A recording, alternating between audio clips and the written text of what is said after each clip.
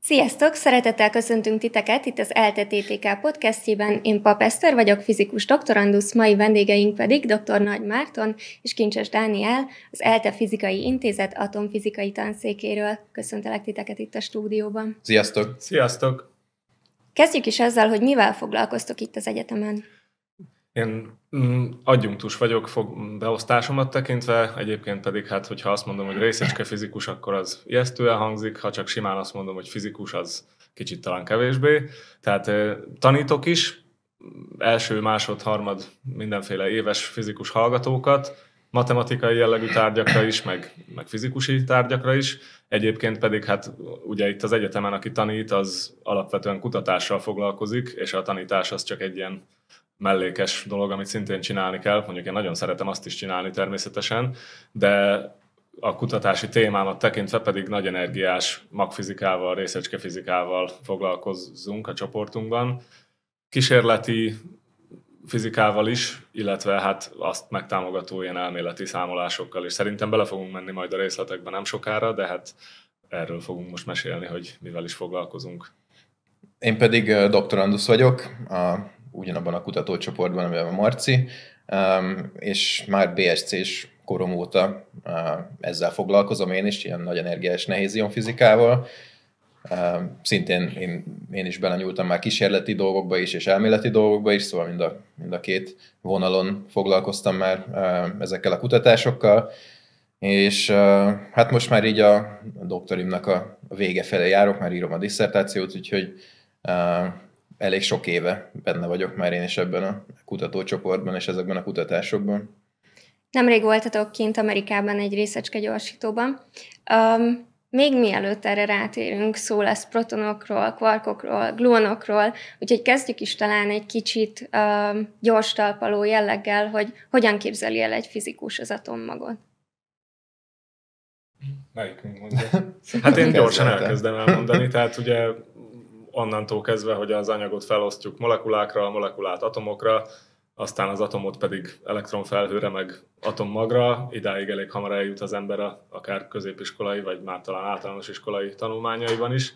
Aztán utána az atommag részekre osztásával kapunk protonokat, neutronokat, és aztán utána jön a jó kérdés, hogy vajon a protonok és a neutronok részekre oszthatók-e. Tehát nem annyira régen volt az, amikor rájött végül is így a fizikus közgondolkodás, hogy ugye vannak a protonokat és a neutronokat is kisebb részekre vagy szóval vannak olyan elemi részecskék, amik még náluk is kisebbek. A kisebb szó az egy ilyen kicsit félrevezető talán, mondjuk itt kezdődik az első ilyen érdekesség, hogy ezeknek a részecskéknek a mérete az nem olyan jól megfogható esetleg, tehát nem centiméterrel mérjük le, hogy akkor mekkorák, hanem mindenféle közvetett módszerekkel.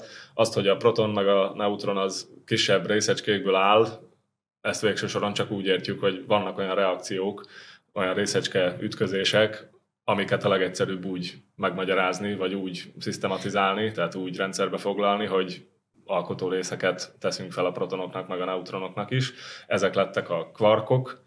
A kvark elnevezésre vannak különböző legendák. Én nem tudom pontosan, hogy melyik az igaz, és nem tudom, hogy valaki tudja, tehát valamilyen erjedt túrófélét jelent ez a szó, valamilyen németes nyelven, és hogy ragadt rá ez a név ezekre a fajta elemi részecskékre, amik a protonok meg a neutronok alkotói, azt én nem tudom igaziból, de hallottam róluk mindenféle ilyen történeteket, és vannak azok a részecskék, amiket meg úgy lehet képzelni, hogy a kvarkokat a protonon, illetve a neutronon belül összetartják, ezeket a glue, mint ragasztó angol szóból elnevezték gluonoknak. Azok ahhoz hasonlóak kicsit, mint ahogy a fotonok, amik fényrészecskék, azok a elektromágneses, tehát elektromos meg mágneses vonzásért, meg taszításért felelősek, hogyha egy ilyen részecske fizikai oldalról nézi az ember. És akkor, hogy konkrétan hogyan lehet, tehát az a nagy érdekesség, ugye, hogy a elég nagy energián, vagy nem is olyan túl nagy energián, tehát a kémiai reakciók energiáján a molekulák részekre bomlanak, atomokra, aztán egy kicsit magasabb energián az atomok le tudják adni az összes elektronjukat, és akkor felbontjuk őket tényleg atommagra, meg elektronokra. Az atommagot már viszonylag nagyobb energián lehet felosztani protonokra, meg neutronokra, de mondjuk a magreakciók tipikus energiája azok ilyenek, meg az atommag átalakulások energiái. Tehát, hogy mennyivel nagyságrendileg egyre nagyobb energiáról van szó, az mutatja azt, hogy egy nukleáris energiaforrás az mennyire erőteljesebb, mint egy kémiai energiaforrás, akármilyen szempontból nézve. Viszont ugye tehát ha feltételezi az ember ezeknek a proton-neutron ütközéseknek, meg ilyesmiknek a leírására, hogy vannak ezek a kvarkok, akkor felmerül az igény, hogy akkor mutassunk egy kvarkot, tehát bontsuk részekre a protont is, meg a neutront is, és ez így soha nem sikerült senkinek. Tehát nem sikerült szabad kvarkot létrehozni. Ezt, ha egyszer nem érti senki, akkor elnevezték kvarkbezárásnak ezt a jelenséget, és hát egyik mai kutatási irány, aminek végül is mi is, szóval amivel mi is foglalkozunk, egy részterületével természetesen, de hogy amivel mi is foglalkozunk, az azt kutatja, hogy a nagy energián, nagy hőmérsékleten mégiscsak esetleg létre lehet hozni egy olyan közeget, ahol a protonokból meg a neutronokból kiszabadulnak végül is a kvarkok meg a gluonok, és ezt az halmazállapotot hívják úgy, hogy kvark, gluon, plazma. Most a kvark meg a gluon az akkor ez a kétfajta részecske, hát a plazma az meg minden dolgot plazmának hívunk, ami elég meleg, meg eléggé kiszabadult részecskékből áll, és akkor ennek az anyagnak a kutatásával foglalkoznak ezek a fajta részecskegyorsítók, ahol mi is voltunk. Na, röviden ennyi. Még azt érdemes itt szerintem megemlíteni, hogy ez az egész azért is fontos, mert az a mostani nem tudom, elfogadottabb feltételezés, hogy az ősrobbanás utáni első pillanatokban így nézett ki az univerzum, vagyis hát egy ilyen fajta anyag volt jelen az univerzumban, ez a kvark-gluon plazma, és ahogy az univerzum az első mikromásodpercekben elkezdett átalakulni, és kitágulni, és lehűlni, akkor ebből az anyagból alakult át a ma ismert anyaggá, tehát ennek a tágulás és hűlésnek a folyamata során ezek a kvarkok és gluonok összeálltak újra összetett részecskékké, tehát protonokká és neutronokká például. És ez a folyamat az, amit próbálunk úgymond reprodukálni ezekben a nagy részecskegyorsítókban, ilyen atommagütközések segítségével. Olyan atommagokat használunk, amiben jó sok proton és neutron van, például aranyatommagokat, és hogyha ezeket kellően nagy energiával összeütköztetjük, akkor olyan nagy hőmérséklet jön létre, meg olyan extrém körülmények, ami nagyon hasonló ahhoz feltételezhetően, ami az ősrobbanás utáni pillanatokban volt jelen az univerzumban, és így úgymond ilyen kis bummokat tudunk generálni ezekben az ütközésekben, ahol létrejön ez a különleges kvarkanyag, és ebből utána újra egy olyan folyamat zajlik le, ami az univerzum kezdetekor is lezajlott, tehát ez kitágul, átalakul, és keletkezik rengetegféle összetett részecske, még szétrepülnek mindenféle, és ezeket próbáljuk elkapni a detektorainkkal, hogy aztán megtudjunk valamit arról, hogy mi is történt így az ütközésben. Ugye ezt közvetlenül nem lehet látni, megnézni, hogy tényleg egy ilyen ütközésben mi történik, hanem ennek úgymond a végtermékeit tudjuk megfigyelni ennek az ütközésnek, amik ebből keletkeznek, és aztán azokat megmérve visszakövetkeztetni arra, hogy mi történhetett az ütközésben. Tehát akkor a relativisztikus nehézion ütköztetőben, ami Amerikában található meg, ilyesfajta kísérletek folynak. Igen, így van. Hogy kell elképzelni ezt az egész helyet, ezt a kísérleti centrumot? Hát ez egy hatalmas komplexum, ez igazából egy ilyen kisvárosnak is elképzelhető, vagy egy kis falunak igazából, tehát hogy van rengeteg különféle ilyen kutatóintézet ennek a nagy gyorsítónak a környékén, tehát nem ez egyetlen úgymond tudományos projekt, ami ott zajlik ebben a kutatóközpontban, hanem mindenféle más dolgok is vannak.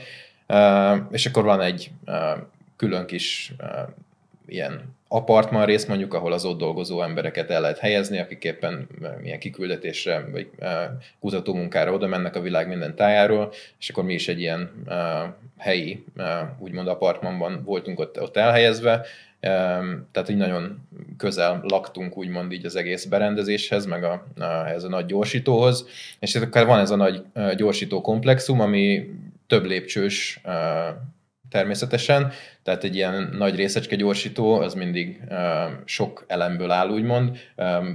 Kellenek ilyen előgyorsítók, lineáris gyorsítók, aztán cirkuláris gyorsítók, és aztán végül van ez a végső legnagyobb gyorsító, azt hívjuk relativisztikus nehézion ütköztetőnek, és ennek a gyorsítónak a mentén pedig kell, hogy legyenek ütközési pontok, ahol az egymással szembe keringő nyalábok találkoznak, és ezeket az ütközési pontokat kell körülvenni bonyolult detektorrendszerekkel, amikkel tudjuk érzékelni ugye ezekből az ütközésekből kirepülő mindenféle végterméket, részecskéket, és utána ezeknek a részecskéknek az adatait tudjuk későbbiekben felhasználni ilyen tudományos analízisekre, tehát ilyen adatanalízisre, kutatómunkára, hogy ebből a rengeteg adatból, amit ott gyűjtünk, ezekből az ütközésekből, utána azt fel kell dolgozni, feldolgozzuk, és megpróbálunk visszakövetkeztetni arra, hogy is zajlott ez az ütközés, és milyen fizikai folyamatok történtek. Így nagy vonalakban most így. Hát hosszú az út a pohártól az ajkadig, tartja a mondás, tehát hogy ha felteszünk egy darab kérdést, amire mondjuk egy darab szám lenne a válasz, például az, hogy ennek a kvargulon plazmának, ami itt létrejön egy ilyen ütközésben, akkor még egyszer, tehát, hogy aranyatommagokról beszélünk mondjuk, éppenséggel az nem azért arany, mert az drága, hanem azért, mert az aranyatommag az majdnem teljesen gömb alakú, és az nagyon leegyszerűsíti a helyzetet, meg ilyesmi, tehát mindenféle más dolgok miatt is érdemes az aranyatommaggokkal foglalkozni. Tehát, hogy aranyatommagok keringenek körbe-körbe ebben a nagy relativisztikus nehézion ütköztető nevű gyorsítóban. Az, hogy relativisztikus, az azt jelenti, hogy a fénysebességet nagyon-nagyon megközelítő sebességgel mennek benne az atommagok. Tehát ha például azt a kérdést tesszük fel, hogy amikor ezek összeütköznek ezek az atommagok, és létrejön ez az anyag, amit kvargulon plazmának hívtunk, mennyi annak mondjuk a hőmérséklete, vagy nem is tudom, mekkora nyomása van neki, vagy milyen alakú. Tehát ezek olyasmi kérdések, amikre olyan választ vár az ember, hogy ennyi, vagy annyi, vagy ekkora, vagy ilyesmi alakú. Ahhoz, hogy egy ilyen kérdésre választ adjon az ember, terabájtnyi, meg petabájtnyi adatot kell analizálni. Tehát nem úgy történik az, hogy megnézzük a mikroszkóppal, és akkor látjuk, hogy ilyen alakú, és akkor mondjuk, hogy ilyen alakú, hanem ezek... 3 műszak váltja egymást, 0-24 zajlik az adatfelvétel, 3 műszak váltja egymást, 0-24 zajlik az adatfelvétel. Elektronikai jelet kibocsátó csatornái vannak, meg mindenféle részrendszerek, amik arra szolgálnak, hogy az ütközésben nagyon-nagyon rövid idő alatt lezajlik ugye ez a folyamat, amit Dani az előbb említett, tehát ez a kis tágulás és hűlés. Nagyjából olyan rövid idő alatt, amennyi ideig a fény átmegy egy ilyen atommagnyi méreten. Tehát ha most azt oszt és szoroz az ember, akkor el lehet képzelni, hogy ez milyen rövid idő. És utána még mindig úgy a fénysebességet megközelítő sebességgel, de sokkal-sokkal hosszabb idő alatt azért azok a részecskék elérik ezeket a detektorokat, amik ilyen néhány méterre vannak az ütközési ponttól, és az ütköztetés az úgy történik, hogy másodpercenként mondjuk tipikusan, itt tudom én, néhány ezer atommag ütközés történik, minden egyes ütközésből keletkezik 500 darab részecske, most olyan hozzávetőleges számokat mondok, de nagyjából ilyeneket kell elképzelni, és akkor ez az ütköztetési folyamat megy januártól júniusig minden évben, tehát folyamatosan lényegében, és akkor keletkezik rettenetesen sok adat, amik erre vonatkoznak, és akkor ami utána az analízis, tehát az adatanalízis nevű munkarész, az az, hogy akkor ténylegesen fogni a rettenetesen sok keletkezett részecske adatot, és mindenféle módon az eloszlásaikat megmérni, és abból ilyen közvetett módszerekkel kikövetkeztetni, hogy arra az egy kérdésre, amire kíváncsiak voltunk, hogy mennyi a hőmérséklete, milyen az alakja, erre valami fajta választ próbálni adni. És hát tehát ez mondjuk az adatfelvételtől a végső eredményig való lépcső. Dani, amit az előbb említettél, az pedig az, hogy egy aranygyűrűből, amiben aranyatommagok vannak, abból hogyan lesznek részecske ütközések, az sem egyszerű. Tehát ott meg akkor nagyon több, tehát kicsit ahhoz hasonló, mint ahogyan nem tudom, a tanknak a motorját azt nem úgy indítják be, hogy így benyomom a gombot, hanem benyomom a gombot, akkor van egy indítómotor, az beindít egy kisebb benzinmotort, és akkor végül akkor ne tankot mondjak, hanem mondjuk hajómotort, mert az békésebb.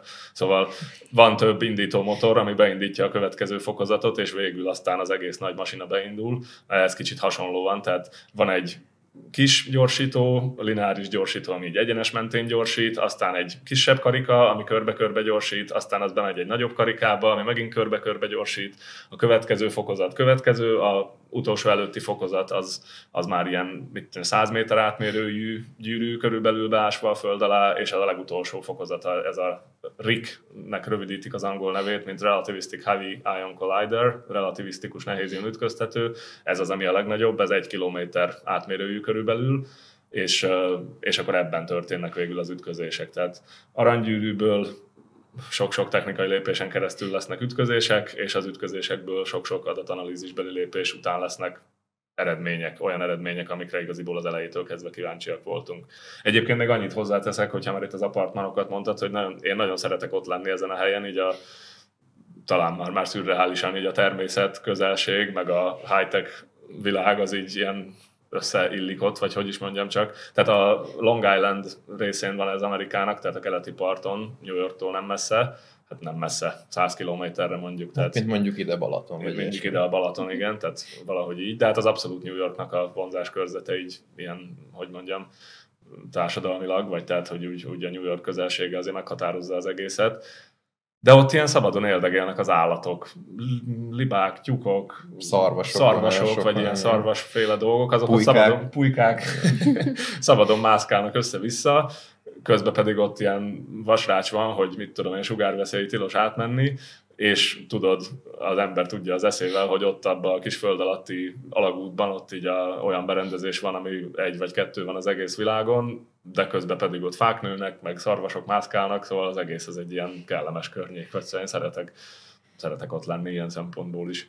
Kicsit evezzünk vissza az atomfizikához, így a pulykák és szarvasok után. Ti most adatot gyűjtöttetek, méghozzá proton-proton ütközésekből. Ezek miben különböznek a nehézion ütközésektől? Hát akkor most csak így az adatgyűjtés kapcsán még először az gyorsan érdemes szerintem megemlíteni, hogy ez az egész egy ilyen hatalmas nemzetközi együttműködés. Igen, és gyorsan korrigálva, vagy szóval mondok egy ilyet, hogy amikor azt mondjuk legtöbbször, hogy mi ezt meg ezt csináltuk, akkor azért nem akarok itten idegen tollakkal ékeskedni, meg szerintem egyikünk se. Tehát mi részt veszünk egy nagy nemzetközi, és hát főleg amerikai együttműködésben.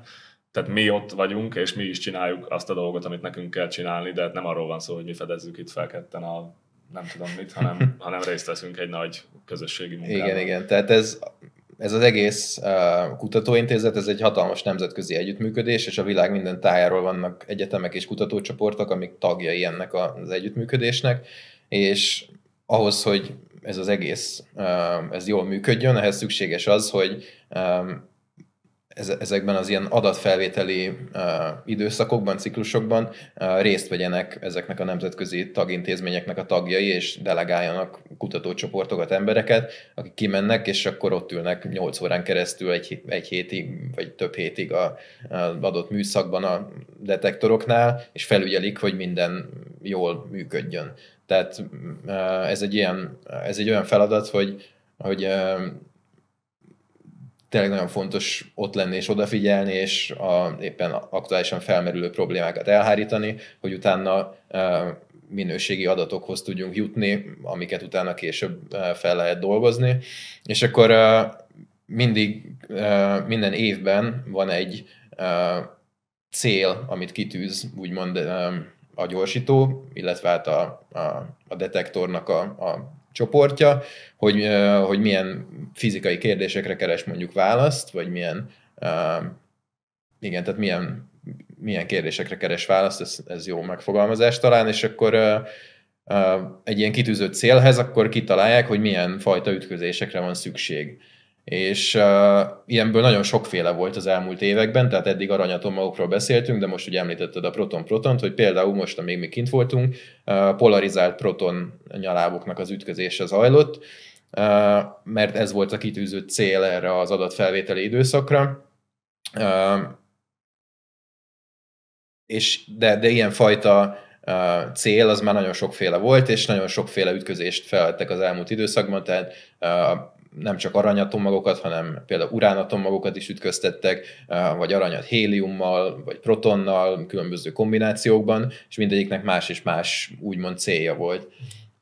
Az egyik, tehát az előbb én is, vagy szóval kezdtük azzal, hogy az aranyatommagok ütközése és kvargulonplazma, tehát a RIC, tehát ennek a relativisztikus nehézion ütköztetőnek az építésének ez volt az egyik célja, hogy ezt a kvargulonplazma anyagot vizsgálják. Volt egy másik célja is, és egyébként ebben a másik célban az, amiben teljesen egyedülálló a világon az, hogy Tehát ahogy Dani mondtad, hogy polarizált protonokat tud ütköztetni, ez semmelyik másik ilyen nagy részecske gyorsító, tehát az LHC sem arra való. Az LHC a híresebb, főleg itt Európában, tehát arról hallunk sokat ugye, de a RIC az a gyorsító, ami tud polarizált protonokat ütköztetni. A polarizált az annyit jelent, hogy ugye az protonnak van spinje, tehát ugyanúgy, mint többfajta elemi részecskének is, hogy vagy erre, vagy arra mutat, a lényegében ilyen saját perdületét jelenti ez, és akkor a relativisztikus nehézion ütköztető az képes arra, hogy úgy gyorsítsa ezeket a protonokat körbe-körbe, hogy közben valamennyire határozottan az egyik irányba mutasson ez a spinjük, és ne keveredjen össze. Ehhez mindenféle érdekes berendezéseket használnak, hogy ez sikerüljön. És aztán, amikor ilyen polarizált protonok ütközését vizsgálgatják, akkor ki lehet deríteni azt, hogy a protonnak, ami már talán az elején is szóba került, hogy ugye kvarkokból áll, tehát még elemi részecskékből áll, végső soron hogyan épül fel a spinje. Most, hogy maga ez a kérdés, hogy mit jelent, hogy hogyan épül fel a proton spinje, ez is egy kicsit bővebb magyarázatot igényel, de nagyjából azt jelenti, hogy a proton spinjé től függő bizonyos szórási folyamatokban mennyire számít az, hogy a kvarkok spinje, illetve keringése, mint impulzusmomentum, tehát mint perdület, az mennyire járul hozzá, meg a gluonok mennyire járulnak hozzá, és így tovább, és így tovább. És akkor erre azt kell csinálni, vagy hát azt csinálták idén is, hogy polarizált protonokat ütköztetnek, és akkor nézik, hogy a mondjuk így-így álló ütközéshez képest az így-így álló ütközés mennyire más jellegében, tehát mennyire másfajta módon keletkeznek a részecskék az egyikben, meg a másikban. Tehát idén az volt, hogy ilyen tényleg úgy, ahogy mutattam, tehát ilyen úgy mondjuk, hogy transzverzálisan polarizált, tehát hogy a haladási irányra merőlegesen polarizált nagy energiás protonok, és szintén ilyen másik irányból jövő nagy energiás protonok ütköztek, és akkor az a fő cél, hogy kiderítsék, hogy az így ütközéshez képest az így ütközésnek mi az eltérése. Hát, hogy ettől miért lesz olcsóbb a kenyér, az megint egy következő kérdés, de hát itt a lényegében tényleg tehát a protonnak az alapvető szerkezetét vizsgáljuk, tehát ugyanúgy, mint ahogy egy új részecskét felfedezni, az is első körben csak önmagáért izgalmas, de aztán elvezet a természet mélyebb megértéséhez. Ha esetleg valaki csak hallgatott volna minket, mert előfordulhat az is, akkor csak mondom, hogy Marci közben az ujjait vagy mindkettőt fölfelé mutatta, vagy az egyiket fölfelé, a másikat pedig lefelé, csak egy ilyen kiegészítést szerettem volna. És ti egyébként pontosan mit csináltatok ebben a STAR projektben, amikor adatot gyűjtöttetek? Hát ez is egy, nem tudom, több irányból megközelíthető kérdés, vagy hát válasz, hogy most, amikor egy ilyen kutatóúton voltunk kint, akkor ennek a fő célja az volt, hogy részt vegyünk ebben az adatfelvételi ciklusban, és konkrétan ott üljünk a detektor mellett, és felügyeljük, hogy minden jól működik, elhárítsuk a problémákat, amiket már említettem, és akkor ehhez tényleg az szükséges, hogy itt 3 műszak váltja egymást, 0-24 zajlik az adatfelvétel, és akkor folyamatosan ott kell, hogy legyen egy 3-4 fő a detektor mellett, aki kezeli úgymond a detektorokat, a feszültségekre figyel, lekapcsolja, felkapcsolja, hogyha éppen arra van szükség, bármi gond van, akkor megpróbálja azt elhárítani, illetve felhívja a megfelelő embert, aki azt meg tudja majd oldani, és akkor ez ugye azért szükséges, hogy utána jó minőségi adatokat kapjunk, amit utána később lehet tanulmányozni, és mi most ebben a folyamatban vettünk részt, de emellett részt veszünk adatanalízisben is, a már korábban felvett adatoknak a feldolgozásában, ami során pedig általában mi nehézion ütközésekkel foglalkozunk, tehát aranyatommag ütközéseket vizsgálunk, amit az elmúlt években vett fel a kísérlet a korábbi ilyen ütköztetési ciklusoknak a során. És akkor ezeken az adatanalíziseken belül pedig főleg femtoszkópiával foglalkozunk, ami egy ilyen alterülete a kísérleti részecskefizikának, vagy hát nehézionfizikának, és magába foglal olyan mérési módszereket, amik a femtométer, illetve a femtoszekundum skálákat tárja fel, úgymond. Tehát itt az atommag méretskálája, az a femtométer méretskálába esik, és az ilyen femtoszkópiai módszerekkel olyan kérdésekkel próbálunk például választ találni, amit már Marci is említett korábban, hogy milyen az alakja mondjuk ennek az anyagnak, ami létrejön az ütközésekben.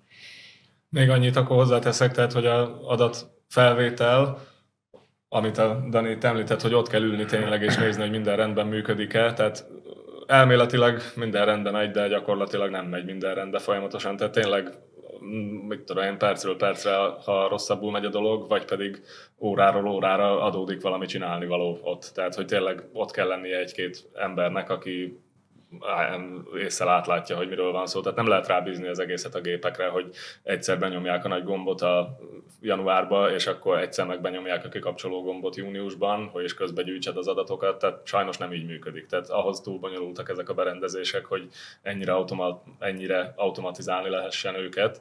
Úgyhogy tényleg ott kell ülni, nézni a detektorokat, hogy jól működnek-e, és az, hogy mi ott ültünk, és a detektoroknak úgymond a lelki világával, hogyha szabad így mondani, megismerkedtünk, tehát hogy melyik hogyan gyűjti az adatokat, az nagyon segít abba is, hogy később, amikor ezeket az adatokat analizáljuk, vagy akár mondjuk most analizálunk korábban felvett adatokat, akkor úgy lássuk az adatok mögött, hogy igaziból mi volt az a berendezés, ami felvette. Tehát, hogyha csak annyit csinálnánk, hogy itt van 100 terabájtnyi adat, és rajzolgassál belőle görbéket, meg eloszlásokat, akkor valamit tudnánk úgy is csinálni, de sokkal kevésbé állna biztos lábakon, mint hogyha belelátunk abba, hogy igaziból az a 100 terabájtnyi adat az hogyan keletkezett, tehát mik voltak akkor a problémák. Milyen az a detektor, ami azt a 100 terabájtnyi adatnak egy részét produkálta, az hogyan szokott rosszul működni, hogyan szokott jól működni, milyen problémákra lehet számítani, mert mi magunk is ott voltunk, és láttuk esetleg azokat a problémákat. Tehát, hogy így úgy is tűnhetne, mint hogy ez, hogy részt venni az adatfelvételben, és ott adott esetben éjféltől reggel 8-ig ott ülni, és nézni, hogy van-e probléma, ez nem tűnik olyan vonzónak, de azért jó dolog ott ülni, és így megismerkedni a detektorral, mert akkor az segíti azt a munkát is, hogy aztán valami értelmes kérdésre értelmes választ tudjunk adni az adatok analíziséből. A detektorokon kívül azért gondolom emberekkel is ismerkedtek, és kapcsolatba léptek. Milyen az ottani emberekkel együtt dolgozni? Nagyon jó egyrészről, másrészről pedig mindig más emberekkel tudunk ott együttműködni, hiszen ahogy mondtam, ez egy nemzetközi együttműködés, és ugye van rengeteg nemzetközi kutatócsoport mindenféle egyetemekről a világ minden tájáról, akik ugyanúgy mennek oda, mint ahogy mi is mentünk oda, és az, hogy most éppen velünk egy időben kimegy oda, azt ugye mi nem tudhatjuk, és ezért mindig más emberekkel találkozunk, úgymond, amikor kimegyünk egy ilyen hosszú kutatóútra. És igazából ez az egész egy ilyen nagy közösség, amiben van mondjuk nem tudom 200-300 ember, vagy akár 500 ember, és akkor ezeknek egy jelentős részét azt már személyesen is ismerjük így konferenciákról, vagy akár csak ilyen online meetingekről, de sokszor sok emberrel ugye személyesen is találkoztunk ezeknek az ilyen kutatóutaknak a során. És ez nagyon jó ilyen kapcsolatépítésre is mindig ezek az ilyen kutatóutak, vagy ilyen kiküldetések. Tényleg épp ezért, mert mindig újabb és újabb kutatókkal találkozhatunk a világ minden tájáról. Te most először voltál a RIG-ben? Nem, én már többször voltam ott korábban. Először 2015-ben voltam, akkor még egy másik kísérletben, szintén Marcival együtt. Akkor még a BSC-mnek a vége felé jártam, és azóta is szinte minden évben adódott lehetőség, hogy kimenjek, és ilyen adatfelvételben részt vegyek. Tehát akkor a diákoknak is elég magas az esélyük arra, hogy kimenjenek veletek. Igen. Abszolút. Igen. Tehát Dani, ő már harmadéves korában volt először, tehát a BSC utolsó évében. Én a magam részéről, amikor én először voltam, az nem ez a sztár kísérlet volt, hanem egy másik, ami ugyanott működött, a Phoenix nevű. Én akkor, amikor először voltam, akkor negyedéves voltam egyetemi hallgató. Tehát, hogy most ez már jó régen volt, de attól még én is abszolút a hallgatókoromban kapcsolódtam be ezekbe a dolgokba. Tehát igen. Hogyha valaki mondjuk ide jön hallgatónak, akkor hogyan tud csatlakozni hozzátok? Hát meg lehet minket keresni személyesen, most már a 3. emeletre költöztünk nem olyan régen, a 3.137-es a szobánk a Marcival, illetve a 3.138, ahol Csanád Máté a kutatócsoport vezetője, neki az irodája van, illetve hát e-mailben is lehet minket keresni, kincseskukaszttk.hu az én címem. marton.nagy@ttk.elte.hu hivatalosan az az enyém. De hát annyit mondok még, hogy tehát sokan vannak, akik idejönnek fizikus hallgatónak, vagy fizika BSC-s hallgatónak lényegében mondjuk egy adott ősszel, első évesek lesznek, és igaziból amellett, hogy az ember csinálja, amint a hallgatók csinálják a reguláris, rendes, elvárt tantárgyakat, ami az egyetemi képzésnek a része, elég hamar be lehet kapcsolódni különféle kutatócsoportok kutatási munkáiba. Hozzánk szerintem így lényegében már az első évben is adott esetben, vagy másodév során, tehát amikor még csak egy éve, vagy mondjuk az első teljes évét fejezte be valaki az egyetemen, már akkor is abszolút lehet csatlakozni.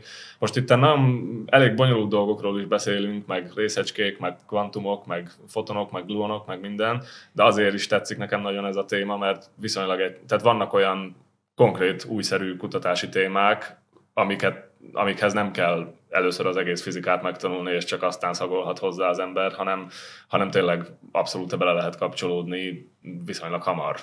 És akkor, hogyha jönnek diákok, akik nagyon érdeklődőek, és hát kevés érdekesebb dolog van szerintem ennél, na mindegy, most kicsit hazabeszélek, tehát lényegében már másodéves korban abszolút konstruktív, együttműködő partnerré lehet válni a kutatócsoportban, és akkor van lehetőség arra, hogy így személyesen is tényleg részt vegyen utána az ember az ilyesmiben. Marci már gyönyörűen felvezette az utolsó kérdésemet, mégpedig azt, hogy miért és hogyan szerettetek bele ebbe a területbe, és mit tartotok a legizgalmasabbnak benne? A legizgalmasabbnak? Hűha! Akkor ezt most elkezdem én.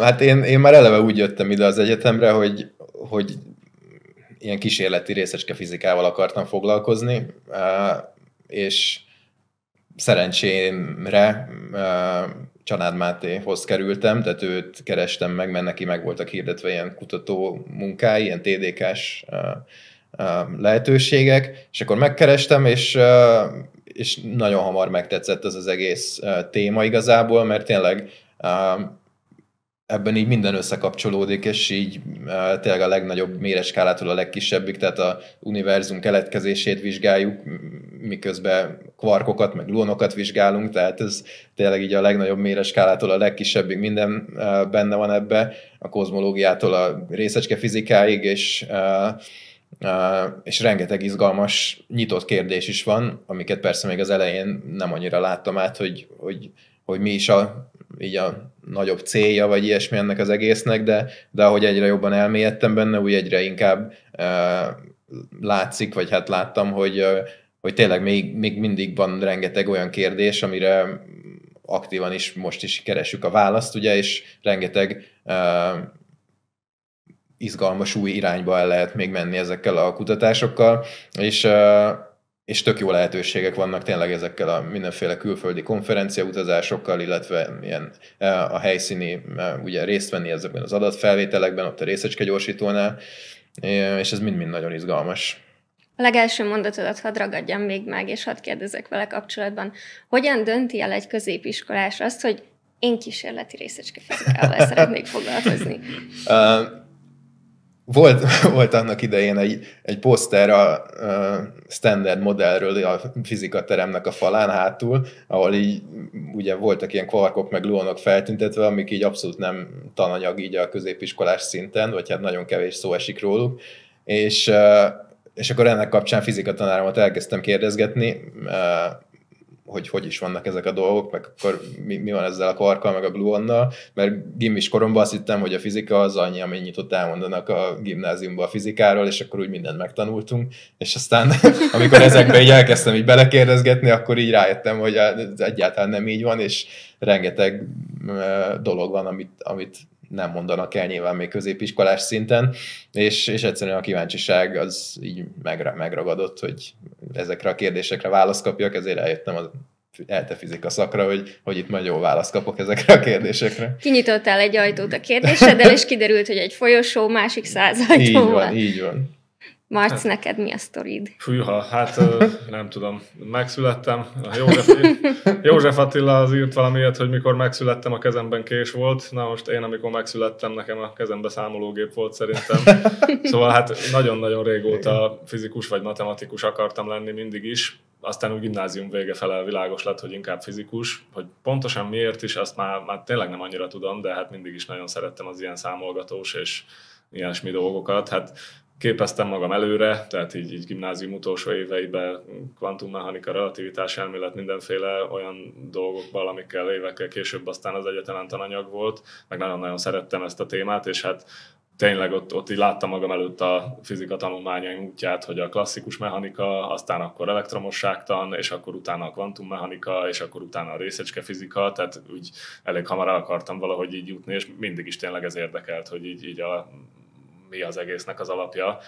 Aztán hát kicsit módosult ez az érdeklődés, tehát csomó mindent megtanultam, csomó mindenre megtanítottak, csomó mindent elfelejtettem sajnos, de aztán így próbálom azért frissen tartani a tudásomat, főleg, hogy én is tanítok most már csomó minden hasonló dolgot itt az egyetemen is.